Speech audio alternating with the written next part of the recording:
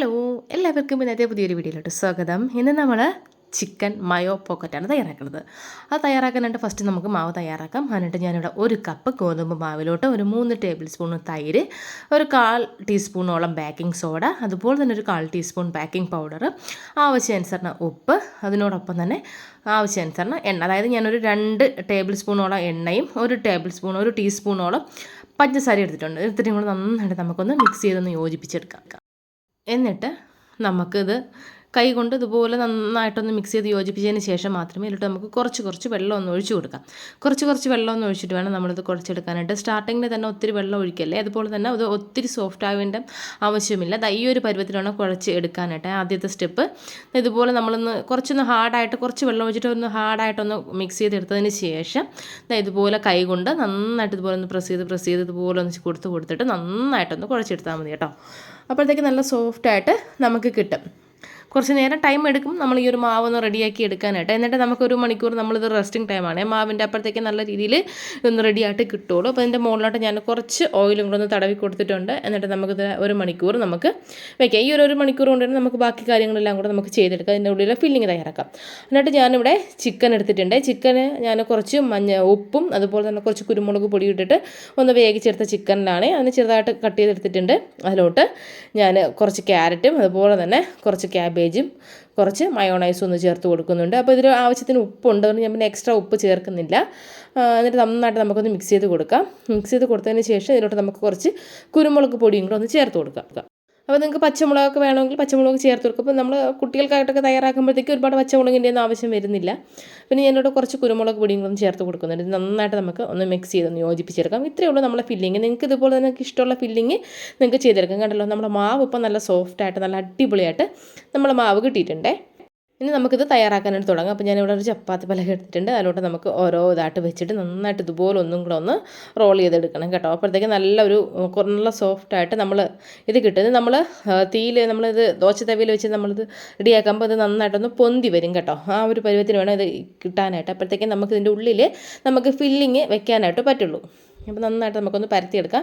എന്നിട്ട് ഞാനിപ്പോൾ ഒരു ഇത് വെച്ചിട്ട് ഞാനൊന്ന് കട്ട് ചെയ്തെടുക്കുകയാണ്. ഒരു ഷേപ്പ്ലെസ് ആയിട്ട് ഇരിക്കുന്നതുകൊണ്ട് ഞാനൊന്ന് ഷേപ്പായിട്ട് കിട്ടാനായിട്ട് ഞാനൊരു ഇതെടുത്ത് വെച്ച് ഒന്ന് കട്ട് ചെയ്തെടുക്കുന്നുണ്ടേ. അപ്പോൾ ഇതുപോലെ ഒന്ന് കട്ട് ചെയ്തെടുക്കുകയാണ്. അപ്പോൾ ഈ ഒരു ഷേപ്പ്. അപ്പോൾ നിങ്ങൾക്ക് വലിപ്പമൊക്കെ നിങ്ങൾക്ക് എത്രയാണോ വേണ്ടത് അതിനനുസരിച്ച് നിങ്ങൾക്ക് വ്യത്യാസം വരുത്താം കേട്ടോ. അപ്പോൾ ഈ ഒരു വലിപ്പത്തിലാണ് ഞാൻ എടുക്കുന്നത്. അപ്പോൾ നമുക്കിനി ഇത് തയ്യാറാക്കാമേ. എന്നിട്ട് ഒരു തവ എടുത്തിട്ടുണ്ട്. അതിലോട്ട് നമുക്ക് ഓരോന്നായിട്ട് നമുക്കിതുപോലെ ഒന്ന് വെച്ച് കൊടുക്കാം. ഒരു 2-3 മിനിറ്റ് കഴിയുമ്പോൾ തന്നെ ഇത് ഒന്ന് റെഡിയായിട്ട് വരും. നമുക്ക് തിരിച്ചും മറിച്ചും ഇട്ട് കൊടുക്കുമ്പോഴത്തേക്ക് സൈഡിൽ നിന്നൊക്കെ അതുപോലെ ഒന്ന് ബബിൾസൊക്കെ വന്ന് തുടങ്ങും കേട്ടോ. അപ്പോൾ ചെറിയ തീയിലിട്ടിട്ട് വേണം ചെയ്യാനായിട്ട്. ഹൈ ഫ്ലെയിമിൽ വെച്ചിട്ട് ചെയ്യല്. ചെറിയ തീയിൽ വെച്ചിട്ട് ചെയ്യണം. ഇനി നമുക്ക് ഇതിൻ്റെ മുകളിലോട്ട് ശകലം നെയ്യും കൂടെ ഒന്ന് തൂവി കൊടുക്കാം. നെയ്യ്, ഓയിൽ, ബട്ടർ ഏതാണോ നിങ്ങൾക്ക് ഇഷ്ടം അത് വെച്ചിട്ട് നിങ്ങൾക്ക് ഇത് ചെയ്യാവുന്നതാണ്. പക്ഷേ എന്തായാലും എന്തെങ്കിലും ഒരു ഓയിൽ ഐറ്റംസ് ഇതിൻ്റെ മുകളിലൊന്ന് ഇതുപോലെ ഒന്ന് ഇതാക്കി കൊടുക്കണം കേട്ടോ. അപ്പോഴത്തേക്ക് നല്ല രീതിയിൽ നമുക്കിതൊന്ന് കിട്ടുള്ളൂ. അപ്പോൾ ഞാനിവിടെ കുറച്ച് നെയ്യാണ് ഒന്ന് തൂക്കി കൊടുത്തത്. എന്നിട്ട് കണ്ടല്ലോ, ഒരു മീഡിയം ഫ്ലെയിമിൽ വെച്ചിട്ടിട്ടുണ്ട്. ഇതുപോലെ പൊന്തി വരും. അപ്പോൾ നമുക്ക് ഇതിൻ്റെ ഉള്ളിൽ നമുക്ക് ഫില്ലിംഗ് ഒക്കെ വെച്ചിട്ട് നമുക്ക് എടുക്കാം. കണ്ടല്ലോ, ഈ ഒരു രീതിയിൽ നല്ല നല്ല ബോൾ കണക്ക് വരും സംഭവം. അപ്പോൾ ഇത്രയേ ഉള്ളൂ ഇതിൻ്റെ ഒരു ഇത്. ഇനി നമുക്കിതിൻ്റെ ഉള്ളിൽ നമുക്കിത് പാത്രത്തിലോട്ട് മാറ്റിയതിന് ശേഷം നമുക്കിതിനൊന്ന് സെൻട്രലായിട്ട് കട്ട് ചെയ്തെടുത്തിട്ട് നമ്മൾ തയ്യാറാക്കി വെച്ച് ഫില്ലിങ് വെച്ചിട്ട് സെർവ് ചെയ്യുക. അത്രയേ ഉള്ളൂ. വളരെ അടിപൊളിയാണ്.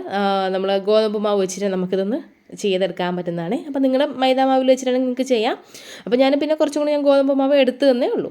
അപ്പോൾ കണ്ടല്ലോ. അപ്പോൾ നമുക്ക് ഒരെണ്ണം എടുത്തിട്ട് ഇതിൻ്റെ സെൻട്രലായിട്ട് നമുക്കൊന്ന് കട്ട് ചെയ്ത് എടുക്കാം. അതായത് ഇതുപോലെ ഈ ഒരു ഭാഗത്തായിട്ട് കത്തി വെച്ചോ അല്ലെങ്കിൽ സ്പൂണോ എന്തെങ്കിലും വെച്ചിട്ട് ചെറുതായിട്ടൊന്ന് വിടവ് ഇതാക്കിയതിന് ശേഷം കണ്ടല്ലോ ഇതുപോലെ. അപ്പോൾ നമ്മൾ കത്തി നല്ല രീതിക്ക് അങ്ങ് ഇറങ്ങി അങ്ങ് പൊയ്ക്കോളും. അപ്പം നമുക്ക് ഇത് നോക്കുമ്പോഴത്തേക്ക് കണ്ടല്ലോ, നമുക്ക് ഉള്ളിൽ ഫില്ലിങ് വെക്കാനായിട്ടുള്ള ആ ഒരു സ്പേസ് കണ്ടല്ലോ. നല്ല എന്താ പറയുക, നല്ല ബോൾ കണക്കാണ് ഈ സംഭവം ഇരുന്നത്. നല്ല ഫ്ലഫി ആയിട്ടാണ് ഇത് ഇരിക്കുന്നത്. നമുക്കിതിൻ്റെ ഉള്ളിൽ നമുക്ക് ഫില്ലിങ്ങും കൂടെ വെച്ചിട്ട് കഴിക്കാം. ഇത്രയേ ഉള്ളൂ. അപ്പോൾ ട്രൈ ചെയ്ത് നോക്കിയിട്ട് ഫീഡ്ബാക്സൊക്കെ അറിയിക്കണം കേട്ടോ. നിങ്ങൾക്ക് വെജിറ്റേറിയൻസ് ആണെങ്കിൽ വെജിറ്റേറിയൻ ആയിട്ടുള്ള ഐറ്റംസ് വെച്ചിട്ട് ചെയ്യാം. മഷ്റൂമൊക്കെ വെച്ചിട്ട് നല്ല അടിപൊളിയായിട്ട് നിങ്ങൾക്ക് ഇത് ചെയ്തെടുക്കാവുന്നതാണ്. അടിപൊളിയാണ്. അതുപോലെ തന്നെ ബീഫ്, മട്ടൻ, പിന്നെ ഫിഷ് എന്താണോ നിങ്ങൾക്ക് ഇഷ്ടം, പ്രോൺസൊക്കെ വെച്ചിട്ടുണ്ടെങ്കിൽ ഇത് ചെയ്തെടുക്കാവുന്നതാണ്. ഇതുപോലെ നല്ലൊരു ഇതായിട്ട് എടുത്തതിന് ശേഷം നമുക്ക് ഇതിൻ്റെ ഉള്ളിൽ ഫില്ലിങ് എല്ലാം നിറച്ചിട്ട് ഇതാക്കും. ഇപ്പോൾ വെക്കേഷൻ ടൈമും കൂടെ ആയ കുട്ടികൾക്കൊക്കെ എൻജോയ് ചെയ്ത് കഴിക്കാനായിട്ട് പറ്റുന്നൊരു വെറൈറ്റി ഒരു റെസിപ്പിയാണ്. ഒന്ന് ട്രൈ ചെയ്ത് നോക്കിയിട്ട് ഫീഡ്ബാക്ക്സ് ഉറപ്പായിട്ടും പറയണം. അപ്പോൾ ഇത്രയേ ഉള്ളൂ. കണ്ടല്ലോ, ഇങ്ങനെ അങ്ങ് കൊടുക്കുമ്പോഴത്തേക്കും അവർ നല്ല എൻജോയ് ചെയ്തിട്ട് അങ്ങ് കഴിച്ചോളും. എല്ലാം ഞാൻ റെഡിയാക്കി എടുത്തിട്ടുണ്ട്. അപ്പോൾ ട്രൈ ചെയ്ത് നോക്കിയിട്ട് നിങ്ങളുടെ ഫീഡ്ബാക്ക്സ് അറിയിക്കണം. വീഡിയോ ഇഷ്ടമായ ചാനൽ സബ്സ്ക്രൈബ് ചെയ്ത് സപ്പോർട്ട് ചെയ്യാനായിട്ട് മറക്കല്ലേ. പുതിയ വീഡിയോ ആയിട്ട് നമുക്ക് ചാനലിലൂടെ തന്നെ വീണ്ടും കാണാം. Thanks for watching. Thank you.